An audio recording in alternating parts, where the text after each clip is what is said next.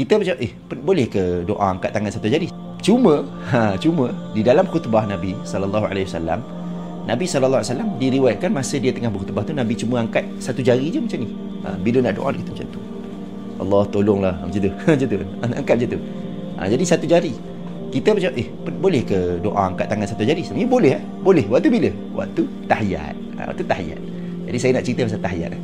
Dalam tahiyat kita kan ada mengangkat jari ni kan? Mengangkat jari ni. Jadi sebenarnya kita buat apa dengan jari tu? Kita buat apa sebenarnya dengan jari tu? Dalam cara kita solat di Malaysia ni mengikut mazhab Syafi'i, dalam mazhab Syafi'i kita mengangkat tu ketika kita bersyahadah, iaitu bila kita kata asyhadu an la ilaha illallah wa asyhadu anna muhammadar rasulullah, kita pun angkat tangan tu. Jadi kita angkat tangan tu sebab apa? Sebab maksud syahadah tu apa? Aku bersaksi bahawa tiada Tuhan yang layak disembah melainkan Allah. Jadi macam kita kata satu sahaja, satu je, ni je. Macam tu, soalan macam tu lah.